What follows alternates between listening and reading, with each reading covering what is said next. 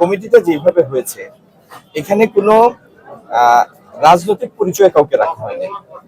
যেমন সিটি কর্পোরেশনের প্রশাসক মহোদয়, উন্নয়ন সংস্থার চেয়ারম্যান মহোদয় এবং জেলা পরিষদের প্রশাসক মহোদয়, ডিভিশনাল কমিশনার, এসএমপি কমিশনার, সিলেটের এসপি, সিলেট রেঞ্জের ডিআইজি এবং ডিসি এবং সংসদ এই সিলেট 1 আসনের সংসদ সদস্য হিসেবে আমি আছি ওনাদের সাথে।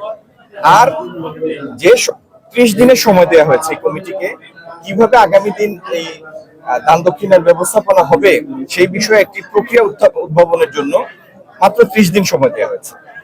এই 30 দিনের মধ্যে যে টাকাই আসবে, বাক্স ভরে গেলে তো টাকা গুনতে হবে, তো সেই টাকা গুনাও হবে, প্রকাশ্যে এই কমিটি গুনবে, প্রকাশ্যে গুনবে এবং সেই টাকাটা রক্ষিত থাকবে ডিসি পরিচালিত একটি অ্যাকাউন্ট, একটি নির্দিষ্ট অ্যাকাউন্ট। এর থেকে ভালো ব্যবস্থা কি করা যায় ভাই? আপনারা বলেন, আপনাদের কথা শুনতে রাজি আছে। এই আসনের সংসদ সদস্য আমি আছি, সিলেটের সরকারি পদধারী প্রশাসনিক কর্মকর্তা সর্বোচ্চ পর্যায়ে যারা, তারা প্রত্যেকে আছে এবং আমরা চেয়েছি একটা স্বচ্ছতার মাধ্যমে স্থায়ী একটি স্বচ্ছ প্রক্রিয়ায় যেতে। বাণিজ্য ঘাটতিটা হয় কম্পিটিটিভ অ্যাডভান্টেজ থেকে।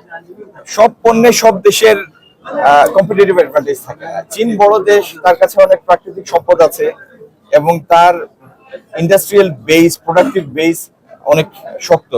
সেই কারণে শুধু বাংলাদেশের সাথে না, পৃথিবীর বেশিরভাগ দেশের সাথেই তার দ্বিপক্ষীয় বাণিজ্য উদ্বৃত্তটা তাদের পক্ষে।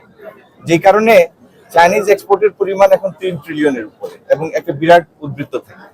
যাই হোক, আগামী দিনে বাংলাদেশের থেকে চীনে রপ্তানি বাড়ানোর জন্য আমাদের যে স্ট্র্যাটেজি, চীন ইতিমধ্যে কিন্তু আমাদের সব পণ্যে শুল্ক মুক্ত করে দিয়েছে, 0 সুতরাং আমাদের কাছে একটাই সম্ভাব্য উপায়, যে উপায়টা আমরা অবলম্বন করতে চাই, সেটি হচ্ছে বাংলাদেশে বেশি বেশি করে চাইনিজ বিনিয়োগ আকর্ষণ করা।